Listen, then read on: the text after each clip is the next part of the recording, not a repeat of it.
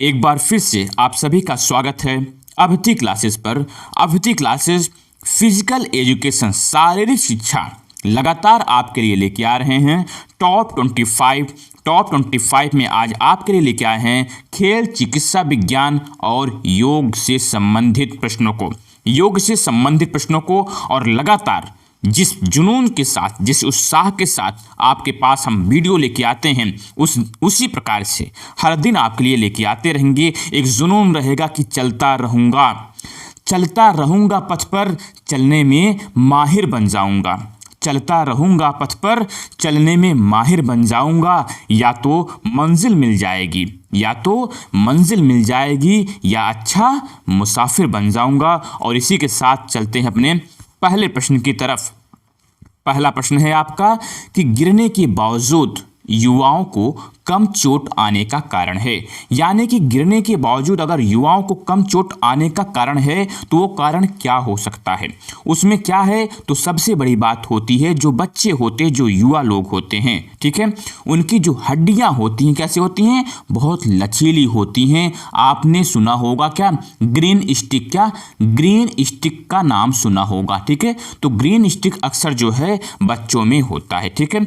ये कहने का तात्पर्य ऐसी हड्डियां होती हैं जो कि टूटती नहीं है ना, टूटती नहीं है, सिर्फ मुड़ जाती हैं, है ना। वो मुड़ जाती हैं क्योंकि वो फ्लेक्सिबल होती हैं, लचीला होता है ना। अब जो है अगर लचीला बनाना है आपको अपनी हड्डियों को, तो आप अगर नियमित रूप से व्यायाम करते हैं, योग करते हैं, क्या आप लगातार अगर योग करते हैं तो योग के साधन से जो है आप अपनी हड्डियों को बिल्कुल मजबूत बना सकते हैं, लचीला बना सकते हैं, ठीक है। तो इसका आपका क्लियर हो गया कि पहला यह जो है यहाँ पर चौथा ऑप्शन बिल्कुल सही होगा पहले प्रश्न का। चलो चलते हैं अपने अगले प्रश्न पर।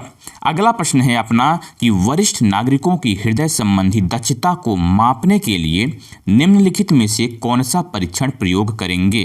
क्या मापना भाई? हृदय संबंधी दक्षता। जब भी हृदय संबंधी दक्षता मापना हो, जिसको आप जो है वायवीय दक्षता इसको भी मापना हो, है ना, एरोबिक फिटनेस जब भी मापना हो, तो आप वहाँ पर 6 मिनट का पैदल चाल परीक्षण, है ना, 6 मिनट का पैदल चाल परीक्षण बिल्कुल यहाँ पर सही होगा जब भी हृदय संबंधी दक्षता को मापने के लिए। यहाँ पर दिखाया गया है कि 8 foot up and go test चपलता, है ना। ये जो 8 foot up and go test है ना, ये किसके मापने के लिए बनाया गया है? तो यह चपलता परीक्षण के लिए बनाया गया है, एजिलिटी के लिए, है ना। यह जो है क्या मापता है? चपलता मापने के लिए बनाया गया है, ठीक है। जबकि वहीं पर अगर देखा जाए chair sit and reach test, जो chair sit and reach test इसमें आप देखते होंगे वह किसके लिए है? तो वह निचले भाग के, है ना, वह निचले भाग के लचीलेपन को मापने के लिए, है ना, फ्लेक्सिबिलिटी को मापने के लिए। तो किसको भाई? यह जो है आपका chair sit and reach test, यह जो है आपका निचले भाग के लचीलेपन को मापने के लिए बनाया गया है, ठीक है। क्लियर होगा आपका भाई? यहाँ पर बिल्कुल क्लियर हो गया है। तो चलते हैं अपने अगले प्रश्न पर। यहाँ पर सही ऑप्शन आपका तीसरा है, बिल्कुल सही। चलिए अगला प्रश्न देखते हैं। यहाँ पर क्या है भाई? बिल्कुल आप लास्ट तक वीडियो जरूर देखिए, हर एक वीडियो को आप लास्ट तक जरूर देखिए, क्योंकि यहाँ पर कोई भी ऐसा प्रश्न नहीं पढ़ाया जाएगा जो कि इम्पोर्टेंट नहीं है, ठीक है। हर एक प्रश्न जो है आपके लिए इंपॉर्टेंट होंगे। और उसके साथ साथ आपसे मैं एक प्रश्न भी पूछता हूं हर दिन, जो कि आप कमेंट बॉक्स में कमेंट जरूर लिखा करें, क्योंकि वो भी आपके एग्जाम्स में वो प्रश्न आ सकते हैं, ठीक है। चलिए अगला है कि निम्न में से कौन सा तत्व स्वास्थ्य संबंधी दक्षता का भाग नहीं माना जाता? स्वास्थ्य संबंधी दक्षता का भाग, ठीक है। इसमें कहा जा रहा है कि अब देखिए जो आपका बॉडी कॉम्पोजिशन है यह तो स्वास्थ्य संबंधी दक्षता है, जबकि कार्डियोवास्कुलर भी आपका स्वास्थ्य संबंधी से है, मांसपेशी शक्ति भी ये भी आपके स्वास्थ्य संबंधी दक्षता में या फिर उसका भाग माना जाता है। लेकिन यहाँ पर जो आपका रिएक्शन टाइम है या फिर प्रतिक्रिया समय है, यह जो है स्वास्थ्य संबंधी दक्षता में नहीं माना जाएगा, ठीक है। यह जो है स्वास्थ्य संबंधी दक्षता नहीं है, दक्षता यहाँ पर यह नहीं होगा, ठीक है।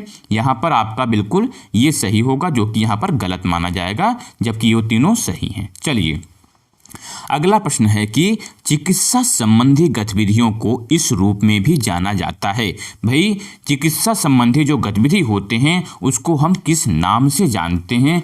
तो चिकित्सा संबंधी गतिविधि कहिए या फिर जो है आप कहिए भाई मेडिकल जिम्नास्ट, है ना। मेडिकल जिम्नास्टिक्स जो है यह क्या है भाई? इसको हम चिकित्सा संबंधी गतिविधि के नाम से भी जानते हैं। ठीक है, चिकित्सा संबंधी गतिविधि या फिर मेडिकल जिम्नास्टिक कहिए, ये दोनों एक होते हैं। ठीक है, चलो अगला प्रश्न है, बिल्कुल हार्ड वर्क करना है भाई। अगर आप लगे हुए हो, अगर आप पढ़ाई में लगे हुए हो तो जी जान से लग जाओ, क्योंकि पढ़ाई तो सब करते हैं, पढ़ाई तो सब करते हैं, लेकिन जो सबसे अलग हो वही है आगे, वही सबसे आगे जाएगा। थोड़ा सा अलग करना पड़ेगा हमें, है ना, थोड़ा सा अलग करना पड़ेगा, लगातार जी जान से लगे रहना है। आपका 5वां प्रश्न है कि नीचे दिए गए कथनों में से किससे खेल की दवा की व्याख्या नहीं होती है?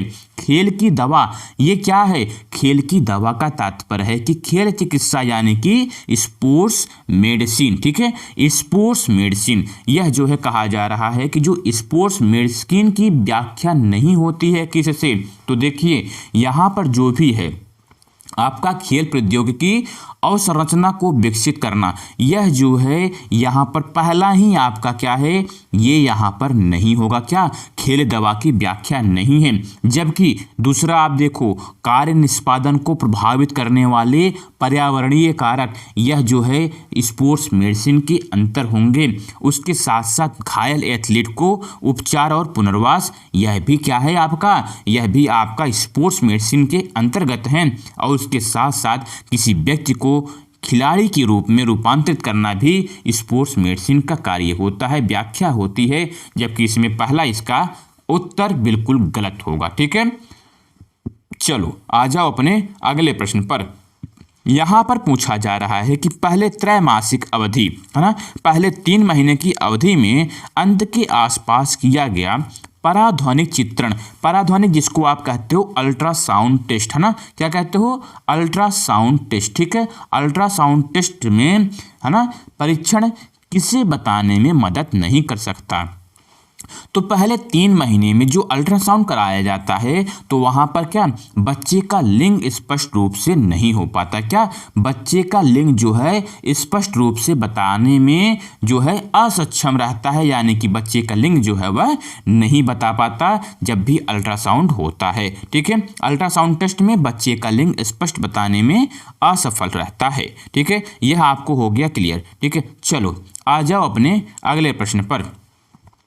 यहाँ पर है कि गर्मी में लू से पीड़ित व्यक्ति को किस प्रकार का प्राथमिक उपचार, फर्स्ट एड की बात हो रहा है यहाँ पर। ठीक है, फर्स्ट एड। ठीक है, फर्स्ट एड जो है प्राथमिक चिकित्सा आपके इस सिलेबस में पड़ा हुआ है। तो आपको यहाँ पर बताना है कि जो गर्मी में लू से पीड़ित व्यक्ति को किस प्रकार का प्राथमिक उपचार देना है। तो देखिए सबसे पहले आप वहाँ पर क्या करेंगे, सबसे पहला काम यही होना चाहिए कि वहाँ से आप उठाकर किसी ठंडे स्थान पर लिटाना। ठीक है, तुरंत ठंडा पानी नहीं देना है। ठीक है, यह जो है सूर्य के सामने तो बिल्कुल नहीं रखना है, ठंडा पानी तुरंत नहीं देना है। चारों तरफ से घेर लेंगे तो फिर सही तरीके से ऑक्सीजन की उनको उपलब्ध नहीं हो पाएगी।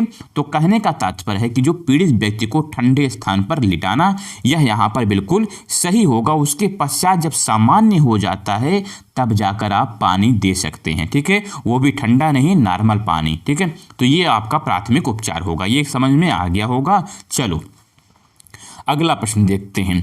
यहाँ पर क्या कहा जा रहा है कि दबाव से हड्डी का टूटना आम तौर पर होता है। दबाव से हड्डी टूटना यह किसमें होगा? यह खासकर आप देखते होंगे कि किसमें, बच्चों एवं बूढ़े व्यक्तियों में और वृद्ध महिलाओं में। ये जो बच्चों में भी और बूढ़े और वृद्ध महिलाओं में, कहने का तात्पर्य ए और 2 यह दोनों बिल्कुल सही होंगे। ठीक है, ये दोनों बिल्कुल सही होंगे क्योंकि बच्चों में भी दबाव से हड्डियों का टूटना और उसके साथ साथ बूढ़े व्यक्ति और वृद्ध महिलाओं में भी दबाव से हड्डी का टूटना जो है आमतौर पर देखा जाता है। ठीक है, तो कहने का तात्पर्य यहाँ पर तीसरा उत्तर आपका बिल्कुल सही होगा, ए और 2 दोनों सही हैं। चलो अगला प्रश्न है कि चपटी पीठ का संबंध शरीर के किस भाग से है। और यहीं से आपका मैं यहाँ पर बना देता हूँ, क्या आपका प्रश्न यहीं से मैं बना देता हूँ कि आज आपको कौन से प्रश्न का कमेंट बॉक्स में कमेंट करना है। तो यहीं से मैं बनाता हूँ कि भाई चपटी पीठ का संबंध किस भाग से है। तो यहाँ पर मैंने बताया आपको कि चपटी पीठ का संबंध जो है थोरेसिक भाग से है। ठीक है, थोरेसिक भाग से आपका जो चपटी पीठ का संबंध है वो किससे है, थोरेसिक भाग से। और आज का आपके लिए प्रश्न यहाँ पर बनता है कि थोरैक्स है ना, थोरैक्स में कितनी जो है हड्डियां होती हैं। ठीक है, थोरेसिक भाग में कितनी हड्डियां होती हैं, यह आपका प्रश्न है। बिल्कुल फिर से सुन लीजिए कि थोरेसिक भाग में कितनी हड्डियां होती हैं। ठीक है, bone, number of bone in thoracic. ठीक है, ये आप कमेंट बॉक्स में कमेंट करिएगा। अभी चलो अब चलते हैं अगले प्रश्न पर। अगला प्रश्न है कि एक विकृति दूसरे विकृति के विकास का कारण होती है। नॉक नी, जिसको आप घुटने जुड़ने का कारण बताते हैं। तो मैंने आपको पढ़ाया था पहले भी कि जब भी आप जो है किस रोग से विकृत व्यक्ति को देखेंगे, तो जब भी जो है एक रोगी ऐसा होगा किससे भाई, तो वह जो है फ्लैट फुट से, है ना, फ्लैट फुट से वह जो है पहले से ही क्या भाई उससे परेशान है। तलवा, चपटा तलवा जो होता है उससे अगर वह परेशान है तो कहने का तात्पर्य जो है अगर जो है वह नॉक नीज से वह क्या हो सकता है भाई, वह जो है विकसित हो सकता है, विकृत हो सकता है, वह परेशान हो सकता है किससे, उसको जूझना पड़ सकता है नॉक नीज से, यानी कि जो घुटने जुड़ने के कारण जो है आपका क्या है, फ्लैट फुट यहाँ पर बिल्कुल सही होगा, है ना। फ्लैट फुट चपटा तलवा जो होता है ना, तो यह जो है इससे क्या हो सकते हैं, नॉक नीज की परेशानी हो सकती है। चलो ये क्लियर हो गया। आ जाओ अपने अगले प्रश्न पर। यहाँ पर देखते हैं कि निम्न में से कौन सा लक्षण हठ योग से संबंधित नहीं है। हठ योग, अब आता है आपका हठ योग। ठीक है, हठ योग से संबंधित नहीं है। तो मानसिक संतुलन या फिर मस्तिष्क संतुलन जो होता है यह भी आपके हठ योग से है। प्राणायाम यह भी आपके हठ योग से है। आसन जो है यह भी आपके हठ योग के अंतर्गत आते हैं। लेकिन यहाँ पर जो शुद्धि क्रिया है, यह शुद्धि क्रिया यहाँ पर जो है हठ योग के अंतर्गत नहीं आते हैं। ठीक है, हठ योग के अंतर्गत यह शुद्धि क्रिया नहीं आते हैं, जबकि यह तीनों आपके हठ योग के अंतर्गत हैं, जो कि मानसिक विकास के लिए यह प्राचीनतम प्रणालियों में से एक है ना। मानसिक विकास के लिए, है ना, क्या भाई मस्तिष्क संतुलन, प्राणायाम, आसन, यह जो है सभी जो है किस में आएंगे, आपके यह जो है मानसिक विकास के लिए सबसे महत्वपूर्ण माने जाते हैं। जबकि शुद्धि क्रिया के बारे में हम लोग आगे जानेंगे। देखते हैं अपना अगला प्रश्न है।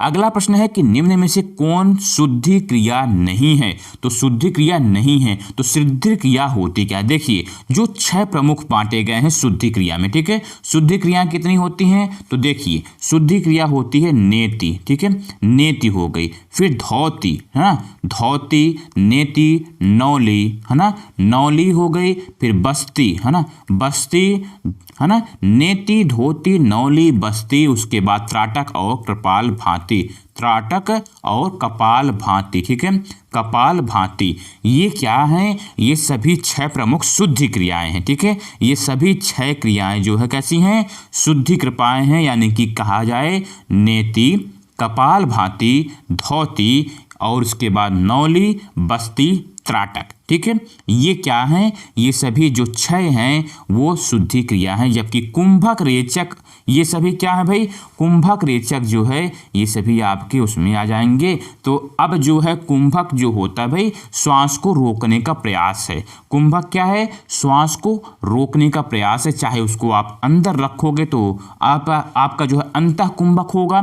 अगर जो है श्वास को अंदर खींचकर अंदर ही रोक लेते हैं तो उसको आप अंतः कुंभक कहेंगे। जबकि अगर बाहर छोड़कर सांस को रोक लेते हैं उसको आप बह कुंभक कहेंगे। ठीक है, ये होते हैं कुंभक। चलो अब देखते हैं अपना अगला प्रश्न। अगला प्रश्न क्या है कि निम्नलिखित में से कौन क्रिया के अंतर्गत नहीं है। क्रिया के अंतर्गत नहीं है पूछा जा रहा है। तो देखिए आपका जो कपाल भाती है यह क्रिया के अंतर्गत है। नेत्र क्रिया है। ठीक है, नाड़ी शुद्धि यह भी क्रिया ये नाड़ी शुद्धि क्रिया नहीं होगी। ठीक है, नाड़ी शुद्धि जो है क्या है, यह क्रिया नहीं होती है, जबकि त्राटक भी आपका क्रिया के अंतर्गत आते हैं। ठीक है, मैंने आपको भाई पढ़ाई दिया है कि जो नाड़ी शुद्धि है आपके किसमें, यह तो इसमें आपके षटकर्म में होगी, यानी कि जो है आपके शुद्धि क्रिया में होती है। ठीक है, तो अब जो है हमें ये देखना है कि जो नाड़ी क्रिया है तो यह किस में नहीं भाई, यह जो है षटकर्म में नहीं होती। नाड़ी क्रिया आपके शुद्धि क्रिया में नहीं होती है, यह याद रखना है कि यह शुद्धि क्रिया के अंतर्गत नहीं आती है। चलो आगे आ जाओ अपने अगले प्रश्न पर। अगला प्रश्न है कि शीतकारी, शीतकारी का तात्पर्य होता है शीतलन। ठीक है, शीतलन मतलब कि बिल्कुल, है ना, शीतकारी यानी कि शीतलन, जो बिल्कुल क्या करे भाई, शीतलन आ जाए शरीर में, बिल्कुल शीतकारी। तो क्या है, शीतकारी है प्राणायाम का एक प्रकार। क्या है, प्राणायाम का एक प्रकार होता है शीतकारी। अब इससे भाई शरीर को क्या मिलती है, शीतलता मिलती है। क्या मिलती है भाई, शीतलता का अनुभव होता है, शीतलता प्रदान करती है शीतकारी। अब यह क्या है, तो यह प्राणायाम है। ठीक है, क्लियर हुआ। आ जाओ अपने अगले प्रश्न पर। निम्नलिखित में से कौन प्राणायाम है, तो भाई प्राणायाम कौन सा है, इसमें से आपको पहले ही बताया गया है कि जो कपालभाति है ना, कपालभाति, उसके साथ साथ जो है आप देखेंगे तो इसमें पूछा जा रहा है कि भाई प्राणायाम है तो कौन सा है, तो इसमें जो उज्जाई दिखाया जा रहा है यह उज्जाई आपका प्राणायाम होगा। ठीक है, उसके साथ साथ सूर्य भेदी, शीतकारी, शीतली, भस्त्रिका, भ्रामरी, मूर्छा, प्लावनी, ये सभी क्या हैं, यह सभी जो है प्राणायाम होते हैं। ठीक है, ये सभी क्या है भाई, प्राणायाम के जो है, प्राणायाम के विभिन्न प्रकार होते हैं। ठीक है, तो इसमें जो उज्जाई है ना, यह भी प्राणायाम का प्रकार होता है। ठीक है, अब मूल रूप से किसमें माने गए हैं प्राणायाम को, भाई तीन मैंने आपको बताया था, क्या, रोचक, है ना, ये जो रेचक, पूरक, कुंभक, रेचक, पूरक, कुंभक। ठीक है, कुंभक, रेचक, पूरक, यह जो है प्राणायाम के जो है क्या है, तीन घटक माने गए हैं। अब इसका क्या होता है भाई, यह जो है प्राणायाम के द्वारा जो है श्वास को हम क्या करते हैं, श्वास पर नियंत्रण रखते हैं ना, श्वास पर नियंत्रण रखते हैं प्राणायाम के द्वारा। ठीक है, अब इससे होता क्या है भाई, इससे होता है अपने फेफड़ों की जो क्रियाओं में वृद्धि करती है, हृदय और फेफड़ों की क्रियाओं में वृद्धि होती है। ठीक है, इसमें क्या है भाई, फेफड़ों की क्रियाओं में वृद्धि होती है। अगर आप जो है यह सब यानी कि कपालभाति, अनुलोम विलोम भी जो प्राणायाम है, इनको करने से क्या, जीवन दीर्घायु हो जाता है। क्या, दीर्घायु हो जाता है जीवन। चलो आ जाओ अपने अगले प्रश्न पर। यहाँ पर देखते हैं कि किस प्रकार का भोजन सबसे अच्छा योग करने वालों के लिए है। तो सबसे अच्छा भाई जो सात्विक भोजन होता है ना, सात्विक भोजन, जो सात्विक भोजन है वो चाहे योग करने वाले हों या फिर योग नहीं करने वाले भी हों, सबके लिए जो सात्विक भोजन है ना, वो क्या है, सर्वोत्तम है। ठीक है, सर्वोत्तम होता है आपका सात्विक भोजन। अब इसमें होता क्या है भाई, जब भी सात्विक भोजन किया जाए तो उसमें मन की शांति और बिल्कुल जीवन बिल्कुल नॉर्मल होता है ना, बिल्कुल बहुत शांत स्वभाव का जीवन होता है, बहुत ही शांति के साथ, शीतलता के साथ अपने जिंदगी को जीते हैं, है ना। जीवन निर्वाह कैसा होता है, बिल्कुल शांत मन होता है, किसमें, सात्विक भोजन में। अगला प्रश्न देखते हैं। अगला क्या है कि योगा कर्माशु कौशलम, योगा कर्माशु कौशलम परिभाषा किसने दी है। तो भाई देखिए ये किसके द्वारा दिया गया है ना, यह जो है भगवत गीता में, किसमें, भागवत गीता में लिखा गया है कि गीता में क्या लिखा गया है, योग कर्मसु कौशलम, यानी कि यह जो है आपका 50वें श्लोक में दिया गया है भागवत गीता में। ठीक है, 50वें श्लोक जो है, 50वें श्लोक में यह लिखा हुआ है कि योग कर्मसु कौशलम, इसका अर्थ हो यह होता है कि जो भी है ना, जो भी मनुष्य जो पुण्य करता है, पाप करता है, दोनों इसी लोक में त्याग देता है। ठीक है, योगाश कर्मश कौशलम इसी वर्ग में, इसीलिए उसको कहा गया है कि भाई ऐसा है कि उनसे मुक्त हो जाओ, क्या करके, अच्छे कार्यों को, है ना। तू किस में लग जा, तू योग में लग जा, तू योग में लग जा, किसमें, तू योग में लग जा, और इसी योग के कर्मों में ही कुशलता है और कर्म बंधन से छूटने का उपाय है। क्या, योग जो है ना, योग में ही कुशलता है और तू योग में लग जा और इसी से क्या, कर्म बंधन से छूट सकते हो। ठीक है, ये हो गया आपका योगासु कर्मम कौशलम, तो भगवत गीता 50वां श्लोक है। ठीक है, क्लियर हो गया ना। आ जाओ अपने अगले प्रश्न पर। यहाँ कहा जा रहा है कि अष्टांग योग के प्रथम 4 रूप का सही क्रम है। जब भी बोला जाए भाई अष्टांग योग, है ना, या फिर राज योग, ठीक है, राज योग के बारे में जब भी पूछा जाए तो वहाँ पर आप क्या लगाओगे, इनके प्रणेता थे महर्षि पतंजलि। महर्षि पतंजलि का जो बुक है, किताब है, उनका नाम है योग सूत्र, ठीक है। योग सूत्र में यह लिखे हुए हैं, जिसमें भाई 8 भागों में बांटे हुए हैं। क्या, आध्यात्मिक उन्नति के लिए ये राजयोग को 8 भागों में बांटे हुए हैं, जिसको हम अष्टांग योग के नाम से जानते हैं। क्या, अष्टांग योग के नाम से जानते हैं। और इसको बिल्कुल आप भी याद कर लो कि भाई 5 साधन जो बहिरंग हैं और शेष अंतरंग हैं। तो कहने का तात्पर्य, आप फिर से बोलो, अष्टांग योग को आज अभी याद कर लो। यम नियम आसन प्राणायाम, यम नियम आसन प्राणायाम, प्रत्याहार धारणा ध्यान समाधि। यम नियम आसन, आप साथ में बोलो कि यम नियम आसन प्राणायाम, प्रत्याहार धारणा ध्यान समाधि। ये क्या हैं, ये सभी जो है आपके 8 अंग हैं अष्टांग योग की, ठीक है। क्लियर हो गया। तो यहाँ पर बिल्कुल सही ऑप्शन यहाँ पर होगा कि यम नियम आसन प्राणायाम, प्रत्याहार धारणा ध्यान समाधि, ये 4 अंतिम वाले हैं, ठीक है। चलो आ जाओ अपने अगले प्रश्न पर। यहाँ पर पूछा जा रहा है कि योग सूत्र का लेखक कौन है। तो योग सूत्र का लेखक, मैंने अभी आपको बताया कि जो योग सूत्र के लेखक हैं वो कौन है, महर्षि पतंजलि, है ना। महर्षि पतंजलि जो है योग सूत्र के लेखक हैं। और जो भी एक प्रश्न मैं यहाँ से और पूछ रहा हूँ कि अष्टाध्यायी, है ना, अष्टाध्यायी के लेखक कौन हैं, अष्टाध्यायी के लेखक कौन हैं। भाई जो जिनको आता है वो कमेंट जरूर कर दें कि अष्टाध्यायी के लेखक, है ना, किसके भाई, अष्टाध्यायी के लेखक कौन हैं, ठीक है। इसके लेखक कौन है, अगर आपको आता है तो आप कमेंट करके तुरंत बताओ कि सर इसके भाई लेखक या फिर जो है ये किसके द्वारा लिखा गया है, ठीक है ना। चलो अब चलते हैं अपने अगले प्रश्न पर। अगला प्रश्न है यहाँ पर कि अहिंसा एक भाग है।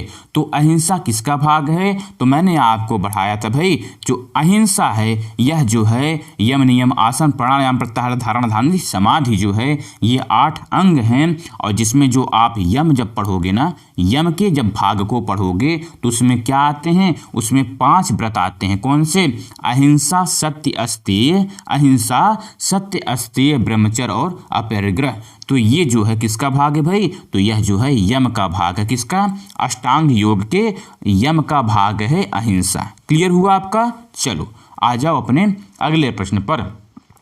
अगला प्रश्न है कि निम्नलिखित में से कौन यम के अंतर्गत नहीं है।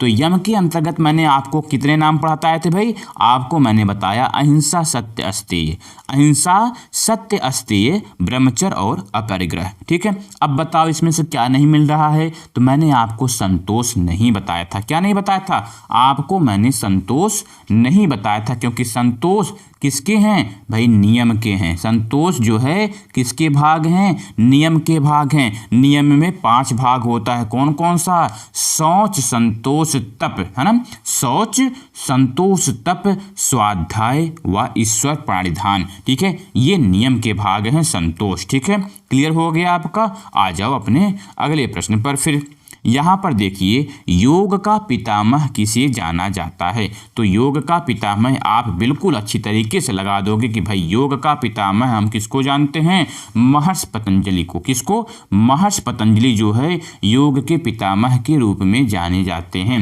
ठीक है। अब यह किसके शिष्य थे, तो यह जो है पाणिनि के शिष्य थे, है ना, व्याकरणाचार्य पाणिनि के शिष्य थे महर्षि पतंजलि, ठीक है। चलो अब देखते हैं अपने अगले प्रश्न को। अगला प्रश्न क्या है भाई, आपका अगला प्रश्न है कि अच्छे स्वास्थ्य के लिए कौन से प्रकार के एक्सरसाइज की आवश्यकता है। तो अच्छे स्वास्थ्य के लिए आप कैसा एक्सरसाइज करना चाहते हो भाई, हल्का व्यायाम करोगे तो नहीं हो पाएगा, बहुत ज़्यादा कठोर करोगे तो भी नहीं अच्छा व्यायाम रहेगा, मध्य प्रकार का बिल्कुल नहीं। अगर आप निरंतरता रखते हो, क्या भाई, लगातार व्यायाम, ठीक है ना। कहने का तात्पर्य कि आप नियमित रूप से व्यायाम करते हैं तो यह जो है बहुत ही लाभकारी होगा आपके शरीर के लिए। और इससे आपके शरीर में जो है क्या आकर्षण बनता है, वह आपका शरीर बिल्कुल सुडौल बन जाता है। तो कहने का तात्पर्य, अगर आप नियमित रूप से व्यायाम करते हैं तो आपके अंदर कोई भी उच्च रक्तचाप या फिर जो है मधुमेह जैसी बीमारियां बिल्कुल भी आपके पास नहीं आ सकती हैं। ठीक है, तो आपका जो सही उत्तर हुआ लगातार व्यायाम करना, निरंतर व्यायाम करना या फिर नियमित व्यायाम करना, यह जो है सबसे अच्छा एक्सरसाइज माना जाता है।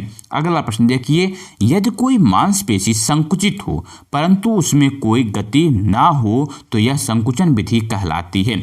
जब भी गति ना हो और संकुचन होती है तो उसको आप किस नाम से जानते हो? उसी को आप कहते हो आइसोमेट्रिक। किस नाम से जानते हो भाई? उसको आप आइसोमेट्रिक के नाम से जानते हो, क्योंकि इसमें जो है गति इसमें नहीं होती है। ठीक है ना, इसमें जो है गति नहीं होती है, यह आप बता सकते नहीं हो, है ना। यह जो है प्रत्यक्ष रूप से नहीं दिखता है। ठीक है, इसमें जो है होता क्या है भाई? संकुचन तो होता है, आइसोमेट्रिक में संकुचन होता है, लेकिन पेशी में कोई भी परिवर्तन लंबाई में नहीं होती है। ठीक है ना। अब इसमें जो है कोई एंगल भी नहीं बदलता है, कहने का तात्पर्य भाई आपके कोण या ना कोण भी नहीं बनता है इसमें।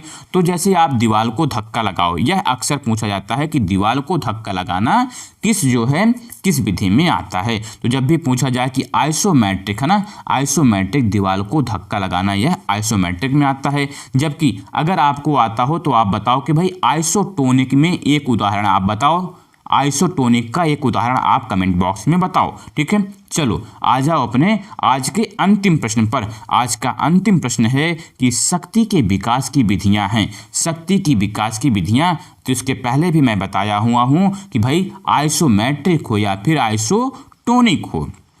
ठीक है, आइसोमेट्रिक हो या फिर आइसोटोनिक हो, ये दोनों विधियां हैं कैसी भाई? यह दोनों विधियां हैं विकास की विधियां हैं, शक्ति की विधियां हैं। ठीक है ना। इसमें क्या होता है भाई? आपको मैंने बता दिया पहले कि संकुचन होता है, इसमें संकुचन होता है पर गति नहीं होती है, यानी कि भाई इसमें पेशी में कोई परिवर्तन नहीं होता है, जिसको आप आइसोमेट्रिक के नाम से जानते हो। जब जो है आइसोटोनिक की बात की जाए तो मांसपेशियों द्वारा जो किया हुआ कार्य होता है वह बिल्कुल साक्षात आपको दिखाई देता है, क्योंकि भाई इसमें मांसपेशियों की लंबाई में परिवर्तन होता है। किसमें? आइसोटोनिक व्यायाम में। तो कहने का तात्पर्य ए और बी दोनों यहाँ पर सही होंगे। अगर आपको वीडियो अच्छा लगा तो भाई लाइक तो जरूर कर दो और कमेंट तो आप करना नहीं भूला करो भाई। लगातार आपके सामने लेके आते रहेंगे, बिल्कुल जोश और जुनून होना चाहिए, है ना।